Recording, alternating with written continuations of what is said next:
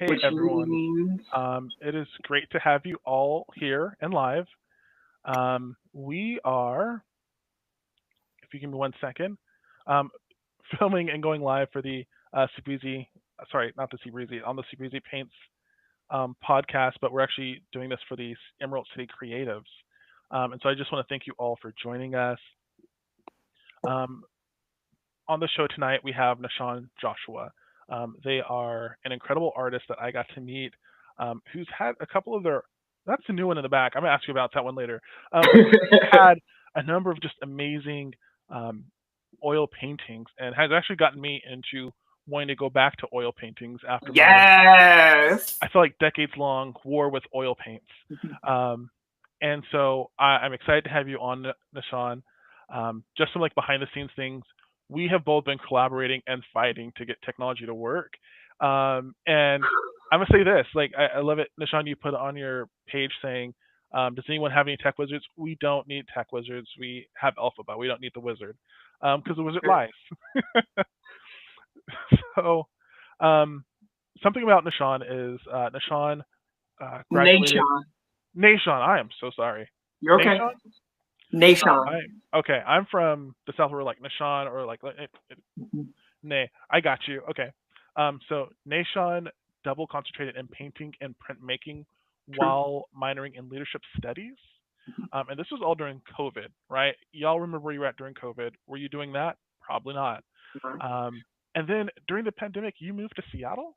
Yes. So I graduated spring 2020, and most of the COVID shutdowns really started affecting us going into that spring semester. Like we had classes in December where we were hearing rumors about COVID and people's concerns, and then it was like that first week back in January, all of our professors were like, try to make as much work as you can. We might have to shut down studios. We're not sure yet, but we didn't really get a for sure lockdown until I want to say like early March. So we had a little bit of time.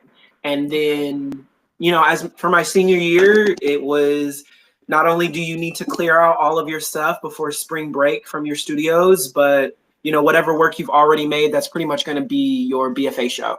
Um, yeah, so Nice. it Okay. was emotional. The world was on fire. Losing loved ones.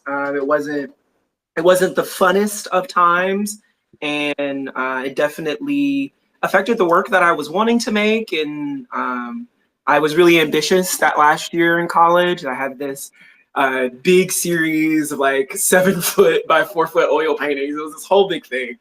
So I was already kind of biting off more than I could chew, and then for the floor to kind of drop out underneath you, and you're like, geez, I really wish I had 2 more months to kind of grapple with like the end of my degree diploma. At that point, I had been in college for 7 years. I had messed up my first year of college, did community college for 2, and then K-State's art program was designed for 4, which is why I was able to double major and pick up a minor. I really just had to fill in the gaps that, math and English and all of those general classes I had already done.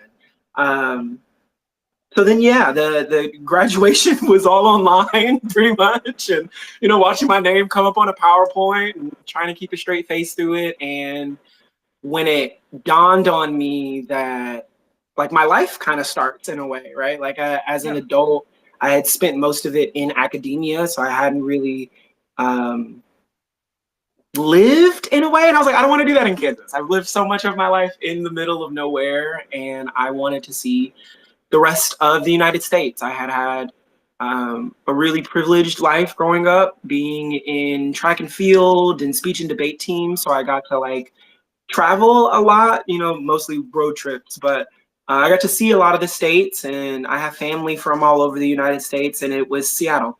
I wasn't ready for New York or LA yet, and I had folks up here. So yeah, I moved in the summertime, and then the city was shut down. That's insane. Okay. And wow, that's insane. That's a lot to go through in such a short amount of time. Yeah. I have to ask, you said that you had like a BFA plan. What was it going to be like if you got to go through with everything? Like in terms of like the group, I assume there's like a final show. Yeah, so the shows were broken up into like two or three people, depending on how many pieces they had. And then in our, I forget what the name of the class was, but it was like a specific course that you took that kind of went over how you do shows, how you apply to things. It was kind of like a business professional course, you could say, that last semester. And my idealized show was 7 foot by 4 foot oil paintings. They were going to be one part Seven Deadly Sins, one part West African and Drinka symbols, but then they would be on a timeline from 1661, kind of at the start of the mid-Atlantic slave trade, going all the way into the future, skipping 101 years between each one of them. So you got to see the progression, in a sense, of the life of a Black person in America. And the difference, the spin that I was going to add to all of the crazy that was already there was that each one of these self-portraits would be like a sci fantasy situation. So the first one was a were shark, because in my mind, all of the sharks that had moved from West Africa to the Caribbean were mostly due to the bodies that were being thrown off of the boats during the kidnapping and enslavement of Africans. And in my mind, I was like, wouldn't it be really, part of my French, badass if one of those enslaved individuals had been transformed into a were shark, not a mermaid, but like a powerful being that could then that could be both justice or wrath, right? Like it's just Yeah. this creature of terror, but at the same time, it gets to free the slaves. And so then each one of them kind of had a different spin. The next one was a vampire in lust in 1762. You know, you're an enslaved individual who, in my case, if I was back then, I would have been queer. And so not only would I have probably been caught dilly-dallying in the fields, but having my phenotype, I know that being both queer and looking the way that I do would have put me in a situation where my body would have been used against me in ways that were sexual. So what if I had been a vampire, and then I could use all of that to not only free myself but others? You skip another 100 years in the future, and we get 1863. That's right around Emancipation Proclamation, and now the myth of Black people being lazy and degenerates and incapable of contributing to society, I felt like resonated with sloth a lot. And you see the image that I was using was like a banjo player who has like tomatoes being thrown at him. And I could talk about this series for a while. So I would have had those 7 paintings. I had created a line of copper plate prints that were like busts of each one of them that would have gone with some poetry. It was going to be a whole thing. Okay. Yeah, I'm ranting. Sorry. No, you're not. This is awesome. This is like the whole point. Okay. Um, and so I guess that kind of tackles the next part. I was going to say, you're, from what I've seen and experienced too, because I got to see your grimoires and your paintings. But you tend to focus on like figurative oil, and you're exploring the themes of blackness, queerness, fantasy, and spirituality. Um, and you're really creating, and I'll say this from having seen it, you have a unique color palette. It's very rich. When I had people walk into the gallery, they're like, "Who painted? Like, is this acrylic?" And I'm like, "No, that's oil. That's Ah, oil." it's Um, oil. I and I yeah, go ahead. oh no, and I was gonna say, and the things that you hit on just now, where you're talking about the were shark, which it took me a minute to collect and click what you were saying. But a were shark, I love it. It's insane because we always hear about the werewolf, and we always hear about it being based in Europe, or like, and sometimes it comes here into the U.S. and how it plays out. But we don't really get to see the were shark, or really like it as a mode of black healing. For example, I really got into Candyman, the latest movie that came out back in 2019, and that's when I first saw Candyman as um, as more of a way of expressing like black grief, black justice, being anti-exploitation. And I guess it kind of hit home because as an artist. But when you look at the Wereshark, it's kind of doing the same thing, and I like it a bit more because it's Yeah. coming from a place of like genuineness, right? Because what do you mean biologists have discovered that the oceans are permanently changed as a result of the mid-Atlantic slave trade? Like, Yeah. what? I gotta say, like, and there is grief in it too, but like our ancestors changed the world, like literally. And oftentimes not even by choice. Yeah, and I don't think there's been time to truly be able to grieve that and really be able to create and heal from it. I mean, I know there has, like, we have so many different things, but at the same time, we're trying to do that while also still trying to fight the same fight, and carry on that legacy. And seeing you put that into art and creative and explore those, I feel like that's where the healing can really start, and Yeah. us kind of create that table that I feel like everyone has collectively been working towards. Especially, and I don't want to rant myself, but especially when you mention looking at your queerness within, just during the slave trade, like if you were there. That still, I'm not sure if you read the book, and for those of you listening, I encourage you to read the book, but just take some time, read it slow. But there's this book called The Delectable Negro. Ooh, I need a pen. Yeah, and I'll send it to you. Okay. But it's a book that wasn't what I was expecting. Actually, I'm not going to spell live on here because I'm not going to put my business out there. I need the spelling help. But it's called The Negro. Right? Look, Not you spelling phonics. You can't have, look, I did good with phonics, but phonics did not cover delectable. You know what? I want to say it was one of the spelling bees. I got the like benefit or something, and I said there was 2 I's instead of 2 E's. So I get it. And most people who I text with frequently, they know I'm a terrible speller. Yeah, and sorry. Not to take us too far on a tangent, I wish I was a better speller. I had this friend in 4th grade. Okay. And she was in the spelling bee, and she made it all the way to the end, and she lost on the word potato. Here's the thing. You said supercalifragilisticexpialidocious. That's the word you said. She messed up on. She messed up on potato, and she got off the stage, and our teacher, like the coach, was like, "You know that word? Why'd you mess up?" She's like, "I was tired. Like we've been standing up there all day. I was done." I was like, "Oh, okay." Like I would have loved to be able to be up there and spell potato, because that's the thing for me. Right. Like, yeah. I know how to spell. Give me a word. I'll spell it for you. I don't need this. I already have all my awards and all the things I need. But to get back into the Delectable Negro, and I'm glad we did that because it's kind of a heavy subject, but it explores the consumption of the black body during slavery. And it's both literal and metaphorical. Literal in a sense that you do have instances where black slaves were cannibalized. Yeah.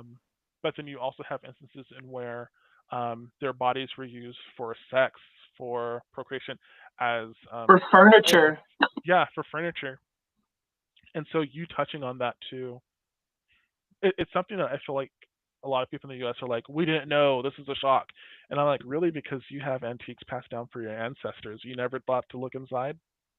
Also, I find it really frustrating when I hear white audiences talk about their lack of knowledge that the black body was something that was cannibalized when we have Netflix shows about Jeffrey Dahmer, right? Yes. Like he's like a modern day example of not only the power, but the practice of eating black bodies. Why do you think that would be something that slave owners would have never considered, or that people who didn't even see us as people wouldn't have done just to terrorize us, right? Like not even because they enjoyed it, right? Like how they used to feed our babies to alligators. What are you talking about, right? Like the kind of, it's bewildering, which is why I put it in my work, which is why I feel like using and utilizing fantasy and sci-fi Sinners, I think, is a wonderful example of that, where you're able to take the concepts of horror or pure bliss in a way,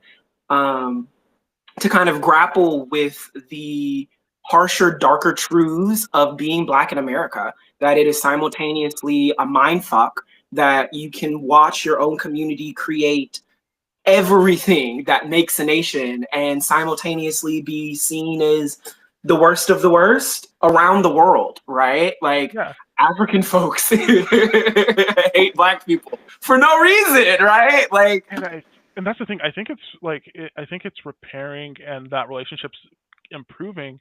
But I think that's only because now that we have technology, we can see what each other's going through globally, and it's like we can shape our own narratives, and we're not reduced to what BBC News or Fox is telling the rest of the world.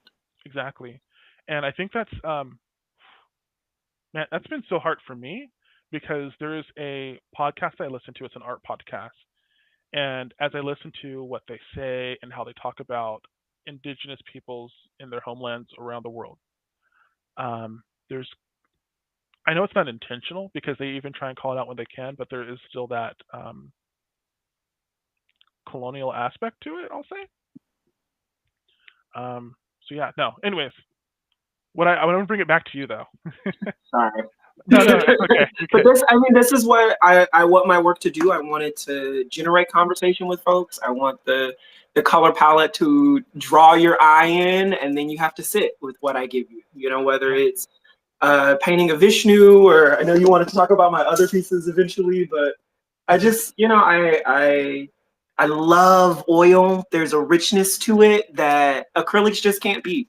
I'm sorry. I will start a painting in acrylic, just to get the ball rolling. But when it's time to really get a red or like a good blue or, a deep olive that is light enough for your eye to recognize that it's olive, but it's rich and saturated enough that it, yeah. And so that's the thing. I love acrylic. It's gotten me so far, but I am realizing it's time. Yeah. It's time. Yeah. Especially if I want the colors to like still be just as bright and vibrant as when I painted it. Don't get me wrong, like I spend a lot of time trying to keep them bright and vivid with all the protective layers, but it's not happening. Oil. It'll do that. She's that girl. She's been that girl. She's that girl. She really is. Because I know with some of the more expensive acrylics, you are able to still maintain the vibrancy, but you get like the quick drying. Yeah. And in my mind, at that point, I might as well just buy a medium to low grade oil paint, right? Like if I'm going to be paying about the same price, because you can cheat the drying time with oil with a little bit of Gamsol and a little bit of Galkyd. You just, you get your ratios right, and you can have it dry honestly within an hour or two if you really, if you're pushing the amount of medium to pigment. But if you want something that's touch dry in 24 hours, you can get that. So and that's the thing, I didn't want to bring it up on the podcast because I was like, I know you have your own special mixture. Oh, it's not like a secret recipe or anything. Oh, okay, great. I wasn't sure. I was like, I don't want to put your tools of the trade out there. Absolutely not. I would recommend folks who are getting into oil paint to tone your canvas with your acrylic color of choice, dilute it with some water, get your base sketch in, or whatever your composition is going to be, or maybe, your main light source. I would still use a solitary color for these early stages, whether it's a really vibrant burnt sienna or a cool blue that will help the later on glow and effect, because all of that color is kind of going to bleed through just a little bit. Or you can just leave it exposed depending on how you paint. After you've gotten that base down, the first few layers of oil paint, you're going to mostly want to use Gamsol. I would say like 80% Gamsol to 20% Galkyd. Gamsol is like the thinnest alcohol you could imagine. If you poured a little Gamsol out on a table, it'll be gone and evaporated within a minute, probably less than that. It's really, as it dries, it heats up. So much so that in print shops, like printmaking shops for woodcut and copperplate etching, there have been a lot of fires that have happened because rags that are soaked in Gamsol are like put into a tin together. And then as the Gamsol is evaporating, it heats up the rags, and then the whole shop is ablaze. So Gamsol is powerful in that way that it can dry really quickly. But you got to be careful with it. I would definitely recommend that you have an open window, that any substances that you're using to wipe off brush marks, that you let that hang dry overnight. And then as you continue to paint, you will shift the ratio. So you're starting like 80-20 at the beginning, and then by the time you get to the end of the painting, you're using almost all Galkyd and maybe just the paint itself. Usually your whitest whites will be pretty much just straight up out of the tube by the time you get to the end of the painting. And that's it. Kind of do the thing as you go. I would recommend getting, this is the Gamsol that I have. I just go to Blick. This Gamsol, I got this at the beginning of last summer, and you don't need a lot of it because it's really thin too. So a couple of droplets will allow you to cover a lot of canvas. Yeah. I love it. But also, and I guess this is where I'm going to start talking about your fashion and the bust down and everything else, because I don't think I have. The fact that you're an oil painter and the quality of the things that you do, for those of you who have not met Nahshon in person, Nahshon in person, the aesthetic, the fashion is just, I think the second time I met you, you had on these boots, and this person was just walking by and came in to compliment you on the boots. I'm not sure if you remember that. And then, I don't. I'm sorry. Not in it. Yeah. And then at the second opening, you showed up in a suit. And I'm like, oh wait, are you like just getting off work? Are you headed somewhere? And you're like, oh no, I'm here for the opening. I'm like, oh, I could probably do a little bit more. No. I said that jokingly, but like, just you as an artist, it's not just something that is on the canvas. It's like literally in the aesthetic and what you do. Point being, I'm looking at the nails also. Exactly. I was just like as you show it, as you show off the Gamsol, I'm like, oh, look at the nails. So yeah. Anyways, I'm also just equally a fan of the style and the fashion. Thank you. Thank you. I feel like it all feeds itself. I grew up in a household that my mama was always dressed right. She always was gorgeous. So the family that I had around me, they were really stylish. My mom had a red purse at one point, if that gives you any, right? Okay. Like there was an intentionality of leaving the house, right? Both as folks who are fair skinned in the middle of Kansas and wanting to, seem professional or business ready, or just like you had a sense of self in a way. And a lot of my upbringing was in that like early 2000 teens, where like if you wanted to go clubbing, everyone was like dressed up in a sweater vest type moment, and I don't know. I mean, high school, everyone was always, we were wearing, slacks that had to be pressed. And, if it wasn't, jeans or whatever we were wearing. And as I've grown up, I've kind of retained some of that sense of like, it doesn't matter how expensive the clothing is, go thrifting, find a good color, find a good fit, find an interesting pattern or texture, because it feeds your energy. When I leave the house at the beginning of the day, I want to have like a speed boost. I played Sonic a lot growing up, and when he hits those little ramps, and fashion does that for me every time. It's gonna give me an extra sense of like creative energy, and then the nails are exactly the same. It's kind of I don't know, when I'm filled with doubt about my skill, or I feel like I've been lazy in my work in one way or another, literally having art on my fingertips is a charge. It's just right there. Yeah. Yeah. And then I wanted to ask, like, I could be wrong. This might be blowing up your spot, and so you don't have to answer this. But what thrift shop do you recommend? All of them. I Oh, honestly, okay. I will sing my praises to Goodwill. I have found. Have you seen me in that coat yet? The white one. I've seen you in a coat. I'm not sure if it's the white one, There's this but coat that reminds me a lot of like Electra Abundance. I got it at Goodwill for like $60. really, wait, that's Yeah. so that's my thing with Goodwill. Like these Goodwill prices nowadays are not the Goodwill prices of my From the childhood. past, true, Yeah. but the coat is definitely more than $60. So it's one of Yeah. those like if you want to get really good bases, Goodwill. If you want to get an amazing selection of accessories, whether they be ties or bandanas, it's gonna be Goodwill. You need some cool Hmm. funky socks, Goodwill's probably got it. Okay. Um, and then Crossroads over on Broadway has done me well. Magpie has been really good for me too. Um, and then I asked my friends, like, "Hey, where you go shop? Where'd you get that at?"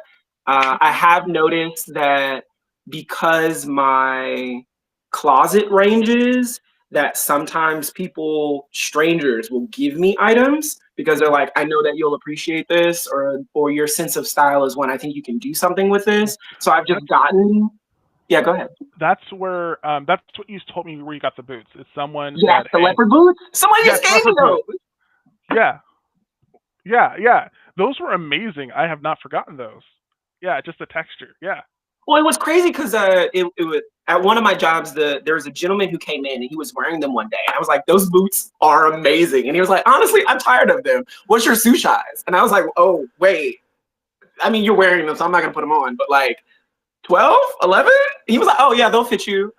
Okay, Hmm. blessings. Like I'm not. That's the story of the shoes. Yeah. But I definitely feel like I have a few ancestors who were seamstresses and fashionistas, so I feel like they've kind of blessed my selection picking.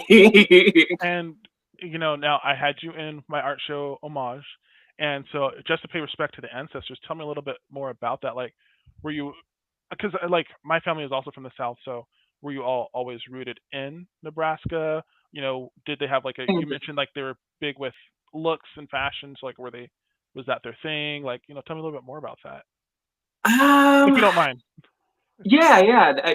Kansas was It was Kansas. I'm from Kansas City, Kansas. I went to Sumner Academy of Arts and Sciences. It was on the corner of what was that, like Fifth? It was like downtown, downtown. So imagine a high school on like Third and Pine.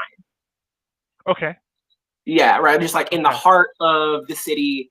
You've got moms who are selling you elotes and tamales right outside of your high school, and you get to see the homeless population right there too. So it was just kind of a plug-in into the city when you're coming into school or leaving it. So there was that aspect of being able to see fashion around you. But honestly, my mama just dressed down. Like I can't Hmm. even, I can't front. She was stylish. Yeah, I'm like flabbergasted thinking about like some of the looks I've seen her do over the years. But we were also, I grew up in a really Christian household, and so a Hmm. lot of my Wednesdays, my Saturdays, my Sundays, we were at the church, and people Hmm. were dressing down for church. I mean, it Yeah. was a little bit of Kojic, a little bit of Baptist. We were non-denominational, but most like I think our pastor and his wife were from Louisiana originally, so there was just this air of when you leave the house, everything that you put on needs to speak to the family name in a way. Hmm. Um, and for better or for worse, I haven't let go of that. There's just something about, and don't get me wrong, like I'm not doing all of this every day, but it's nice to be able to open my closet doors and be like, we can do that. We can pull that together for something important, right? Something that we really care about, whether it's a art pop up event or just going to work one day. Yeah, I will say I do love that you talked about I have to put something on because it has to represent like the family because that's something that I don't feel like a lot of people have. It might be a black culture thing. It might be like a southeastern black culture thing, but like that's how I grew up too. It's like, what are you Yeah. wearing? You got to look put together. I'll be honest, my fashion sense is a lot like my mom's because that's who I latched onto. And again, part of it's because we had to dress up. We were there Sunday, Monday, Wednesday, Thursday Oof. because we had usher Yeah. board. Come um, on. Choir practice on Saturday morning, youth group Wednesday night. Yeah. so my siblings, they all sing, so they had choir practice Saturday mornings, which Okay. is crazy that you also. I feel like black people just we have it all and sing. And then I was Thursdays because I had usher board because I was in the back just letting people in and yeah. So You have the gloves too. yes, I had the gloves. Yeah.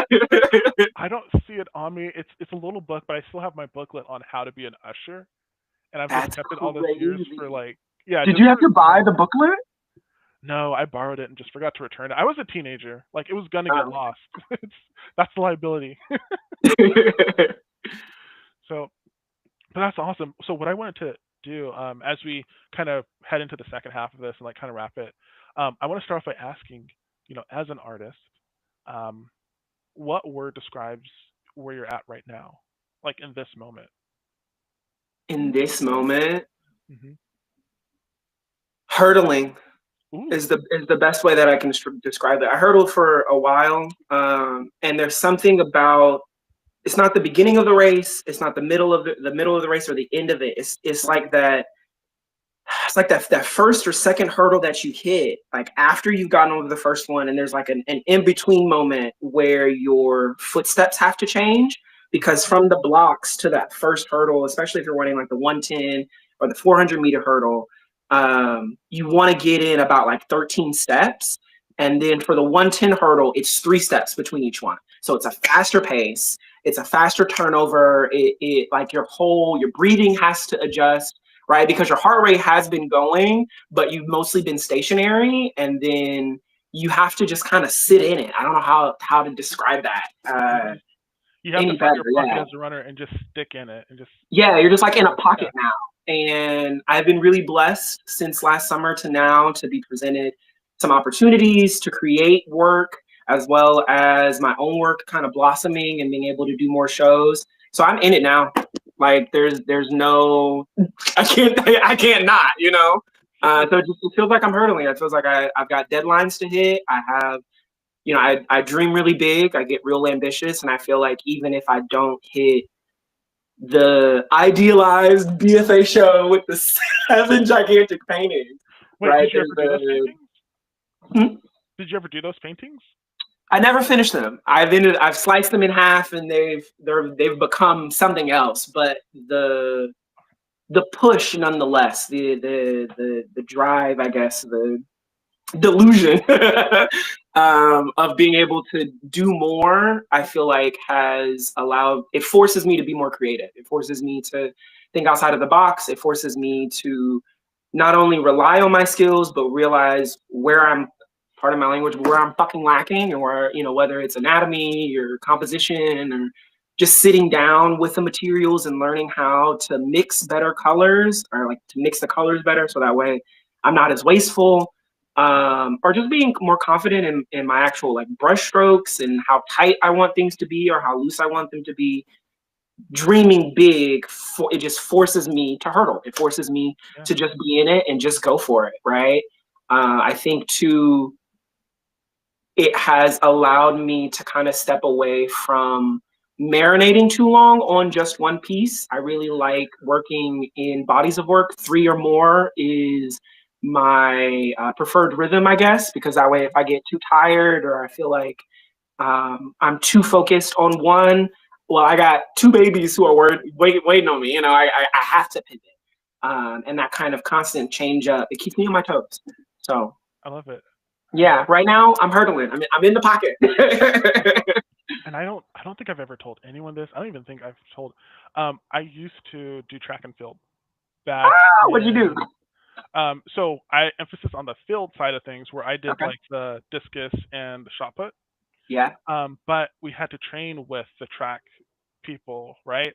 And so I did have to do the hurdles. I still had to do all the sprints, all the running, even though I was just like, wait, my thing is just to build upper body strength and lower body strength and just explode. And then so like elementary school through middle school through like freshman sophomore year of high school, I did like I would dabble in like track and field and do all the Yeah. hurdles and stuff. So as soon as you said like you have to hit the first hurdle, then you have to hit the next one, I was like, I remember I was done after like 3 or 4 hurdles. I don't. Crazy. Yeah, it was insane. I don't know how younger me, because I was just like I wasn't even trained to do it. They just told me to go, Just go and for it. yeah, me now injured. I Done. mean, maybe you and me both, if I'm being honest, because it requires. And granted, in high school, I shot up really fast, so I'm mostly legs. Like my waist is really high in my body, and they were like, "Well, you need to hurdle. We just get your flexibility up and get enough speed going in you. You know, you can clear those." Um, but It's insane. It's insane to hear that though, because as a high schooler, you're like, okay, cool. Me at my age, I'm like, no, nah. Just absolutely my not. flexibility up. What do Good. you mean? So Yeah. it's like, so I'm a gymnast now? Like, what's Yeah. happening? You know? Yeah, everyone else is sprinting, and you got me over here doing leg lifts for 30 minutes. Like, what is going on? But that's really cool. So yeah, but getting back into it, you said that you create in spurts of three, and I definitely saw that with the paintings that were in the gallery.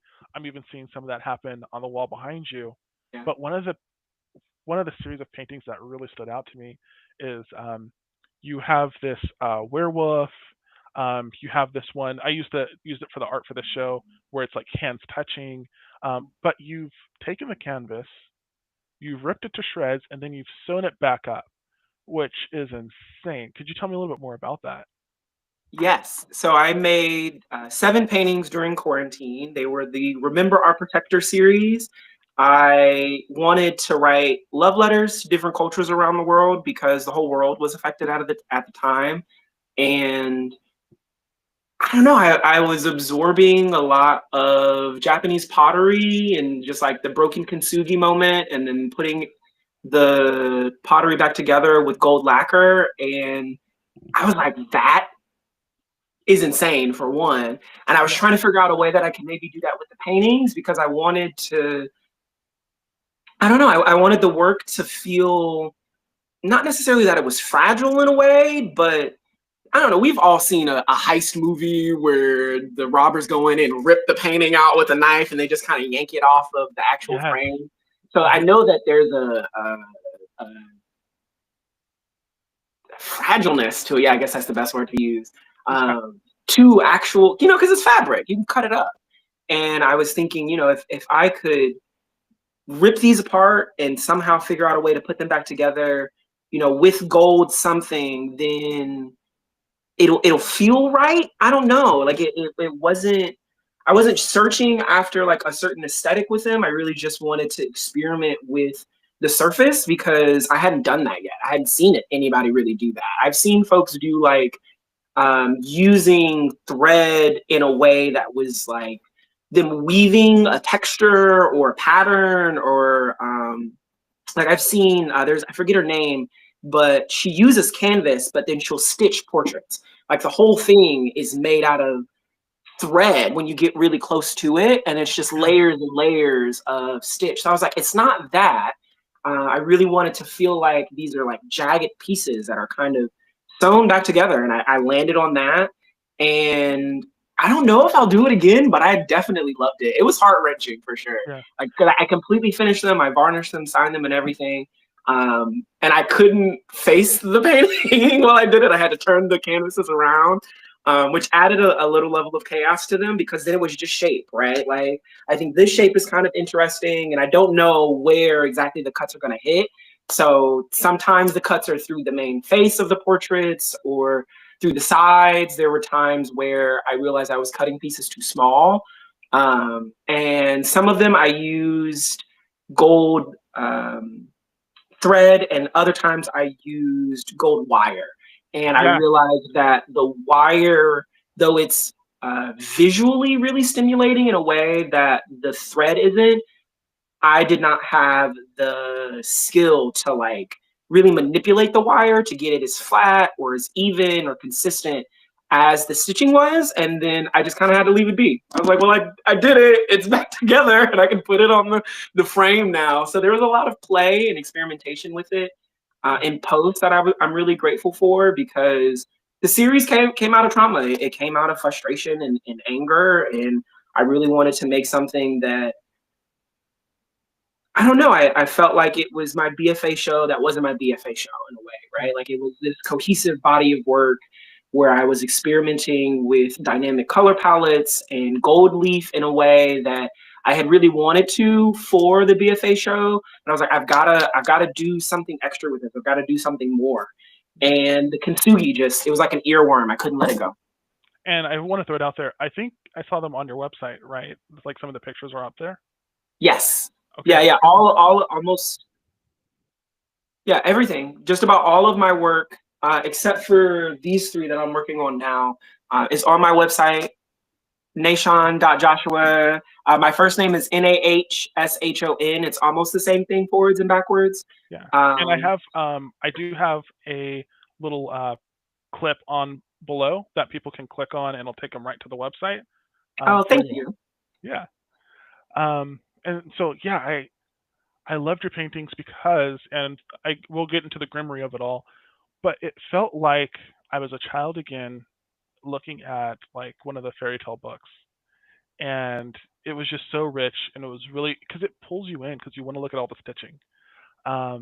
It feels like you're being brought in on a little secret because I can see the work that went into the stitching and the craftsmanship beyond just the painting itself.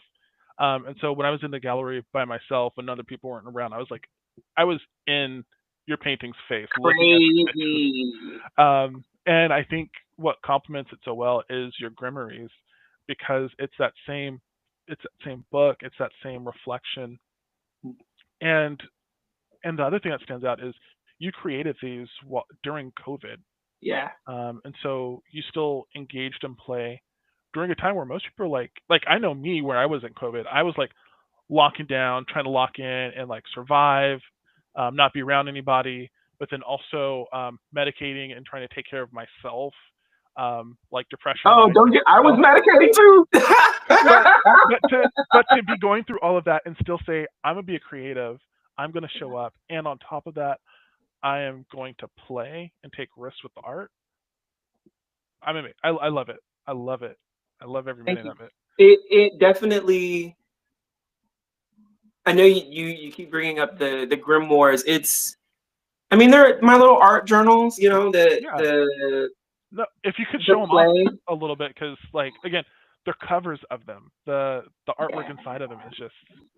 So they started from the figure drawing class that I took. It was like figure drawing 2, I want to say.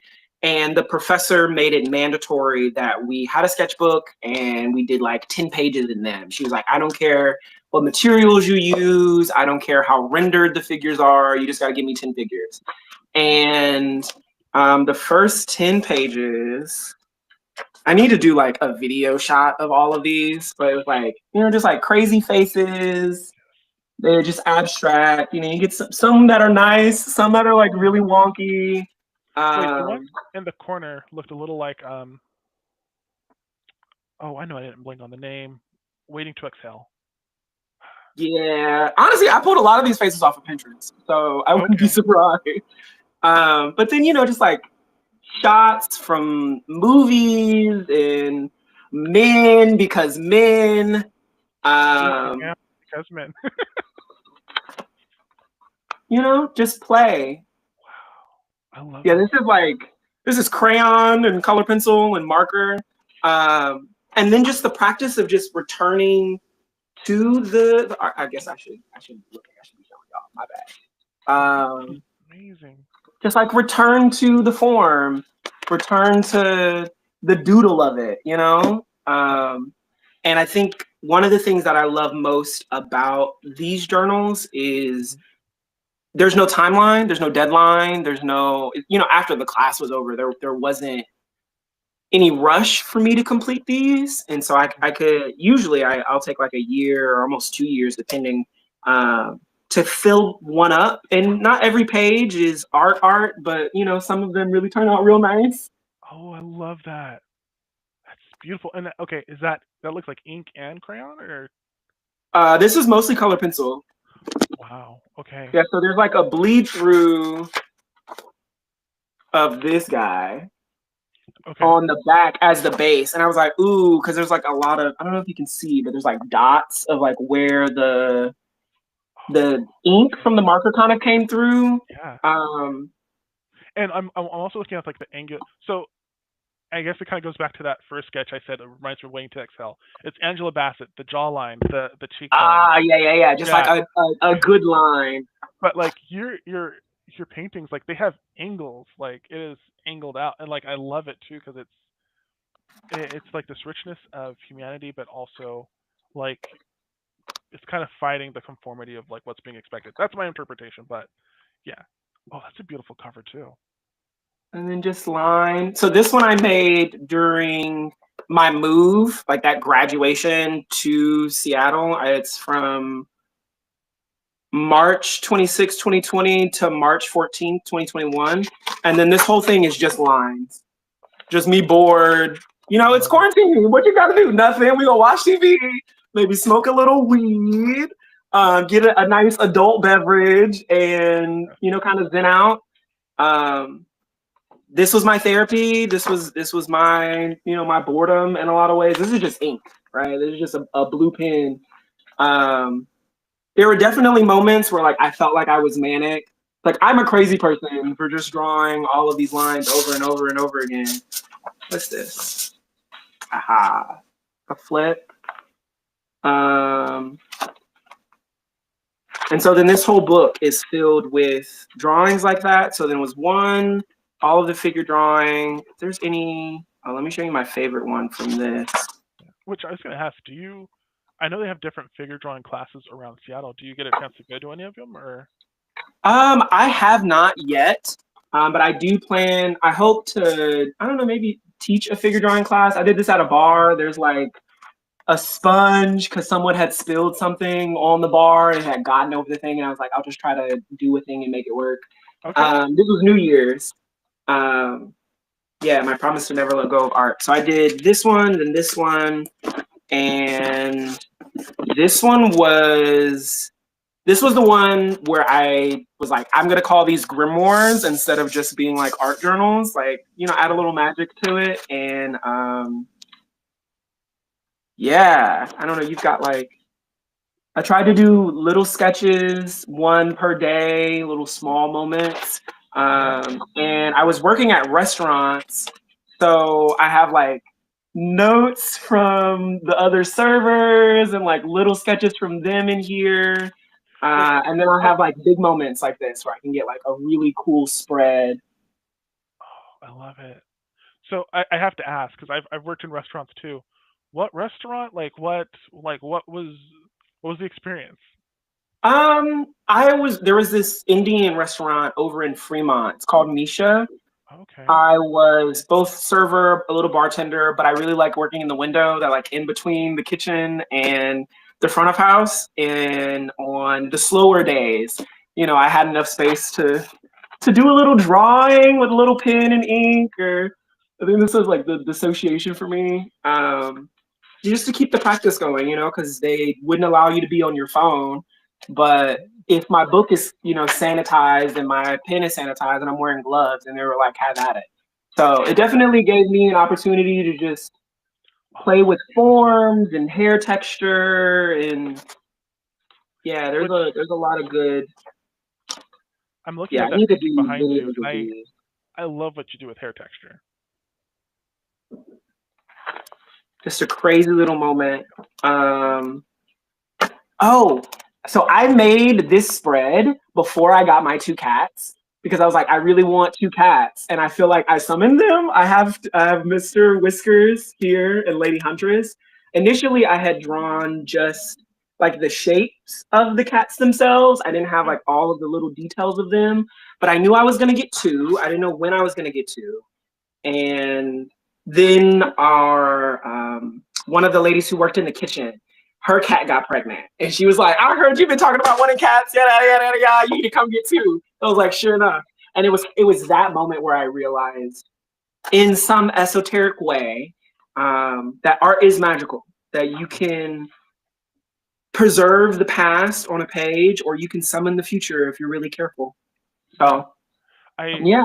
And again, I love this is I'm enjoying this podcast so like this episode so much because going back to what you said at the beginning, in terms of just black bodies and um, just us coming through the Atlantic and how it literally changed the Earth. Being able to see your grimoires and the fact that our artwork, our prayers, our wishes, our manifestations can create. It really has created where we're at now. It just kind of goes back to show the power of black imagination, like the black body itself. So yeah, Because if the world is designed to kill me, to devalue who I am as a person, to throw me into some corner and lock me away and erase me from the annals of history, then I'm going to make so much fucking work that you're not going to be able to forget me or individuals like me. And so many black folks have done that before. So many queer black folks have done that before, where they just started making work, and you couldn't avoid it. You couldn't dismiss it. It was so poignant. It was so raw. And I really hope that the work that I'm making now and will continue to make kind of resonates in that way, that it encourages people to play. It encourages them to go and educate themselves about the past. Because I don't know everything about everything, but the little that I do know, yeah, it's going to be in the work, babe. You know? I don't know everything about everything, but the little I do know is enough to make you mad. It's enough to make you like scream into a pillow and cry for hours. And then you're just like, okay, yeah. So Emmett Till was like a child who barely knew what puberty was before all of those horrors happened to him. What life could he have had? What songs could he have written, or poems that he could have created or just heard, right? Like I think there's pressure I feel sometimes on myself that I know that I put on myself, of like this need to make, while I also feel like I'm missing out on all of the stuff that everyone else is making, because everyone is making so much at the same time. Yeah. And I'll be honest, I totally resonate with that. I am in a place right now, kind of going back to your hurdles, where I was like, I can slow down and take time to like watch what everyone else is making, and like this is what sparked the podcast, and like get a chance like for everyone to come together and talk, because when we're artists and we're creating, we're either listening to music or we're listening to a podcast, and so this is a chance for everyone to like talk and see what everyone else is doing. And I hit my step 2, I hit 3, and I was like, oh no, the next hurdle is up, and I was like, it's I gotta leave. And now I'm back into it. I have some other projects going. And it's insane. I really love the fact that you brought up the track and field example. Before we get you out of here, there's 2 things. One, I want to talk about what you see happening in the art scene, because I know that you work with Arte Noir, and then you're plugged into a couple of other galleries. So I wanted to find out a little bit more about that. Yeah. Shout out to Art Noir. Shout out to Art Noir. Shout out to Art Noir. Shout out to Art Noir. So I started working there June 2024, 2023. Okay. No, it's been 2 months and change, or 2 years and change, since I worked there. And one of my biggest fears about moving to Seattle was that I wasn't going to have much of a Black community, because I had moved from the community that I knew in Kansas. And I also feared that I was going to really struggle getting plugged into the art scene. And so, I had been working jobs and making my way through life. And Art Noir decided to bring me on the team. Shout out to Auntie Jazz, Auntie Viv, Marky Mark, if you get to watch this. Shout out to Lauren, the whole gang, everybody. It is a blessing and it is a joy.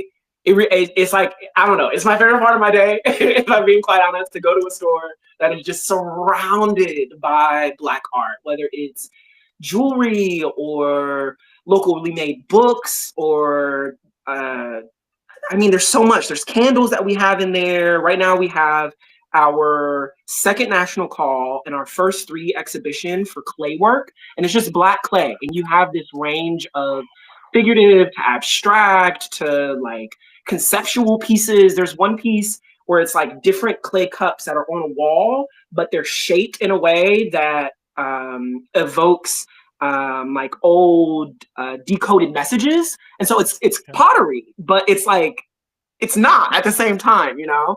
And all of our exhibitions are like that. We've had textiles, we've had full paintings, we've had opera singers come in and do performances for us. Like there's so much beautiful creativity in that space. And so to just be there marinating in it 5 days a week is, yeah.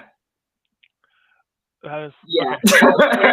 There's something I need to. I'm gonna talk to you about it after because there's this idea I've had about clay work, and just to hear that they're doing a black clay exhibition there is that's amazing. But I don't want to put it out there for people to hear, so I'll tell you about it later.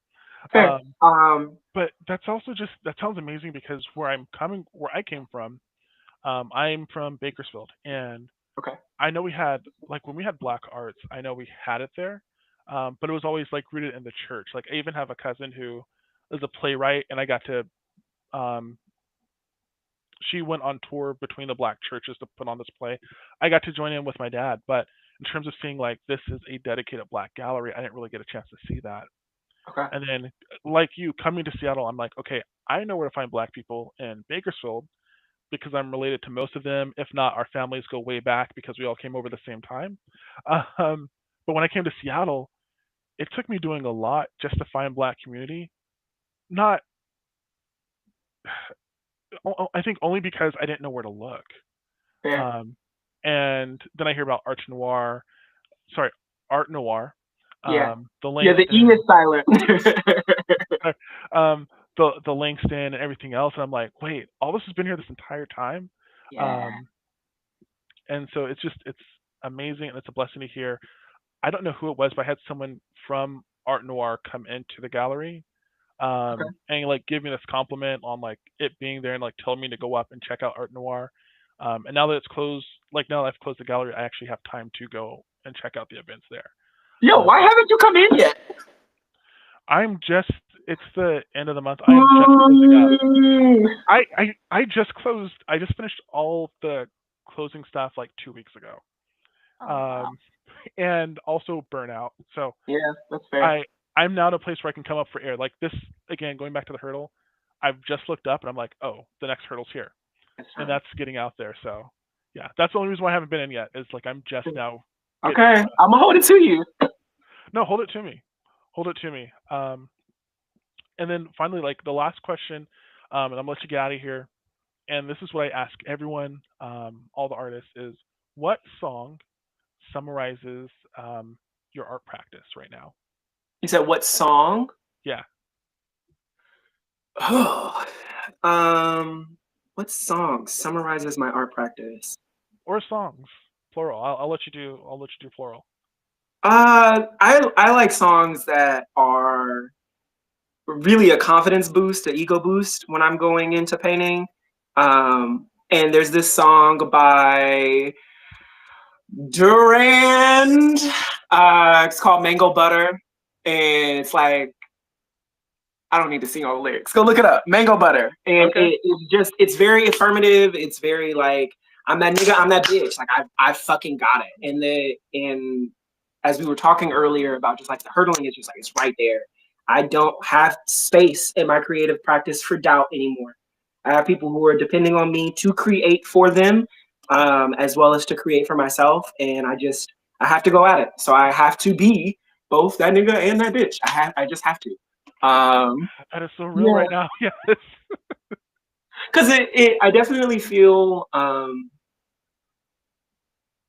I don't know. I always feel like I'm not doing enough. Mhm. I don't know why, but I feel like because things shifted for me last spring. I was working double jobs, and there was an incident that allowed me to really just focus on art and art noir during the day. And I found that because I had time to invest in applying to shows and going to see other people's shows, um, that there was just like this added energy overall to my life. And I've been really struggling and learning how to harness that to just show up, to make the work, and to feel confident in it, right? Like there's a lot of no's that you get when you're applying to stuff, whether it's residencies or grants. There's a lot of no's, and you just it comes with the territory. You just got to get up and keep going. Absolutely, I get you. Well, I want to say thank you so much for being a guest on the show today. Absolutely, Um, it's been a and pleasure. no, you just to have time to like sit down and catch up. I don't go anywhere because there's like not tea, but some just stuff I'm gonna let you know after we Okay. close the show. But for Okay. those of you watching, as we get ready to wrap up, I'm gonna put up on the screen one more time where you can find Nashon. It's Nashon Joshua on IG. Yeah. Thank you all so much for tuning in. I can't see any of the comments Yeah, or anything. So I apologize if I missed questions from you all, but thank you so much for tuning in. This has been a fantastic experience. oh, yeah. And then, yeah, thank you all for tuning in. Lastly, please donate. We are fundraising right now for our annual queer art exhibition coming up Mhm. in June. And then outside of that, everyone, I want to thank you all so much for watching. Be sure to tune in. We have 2 episodes launching tomorrow, and then this episode, it's already up. You've seen it live, but it will be coming to you in podcast format in the coming weeks. Thank you all so much for watching. Hell yeah.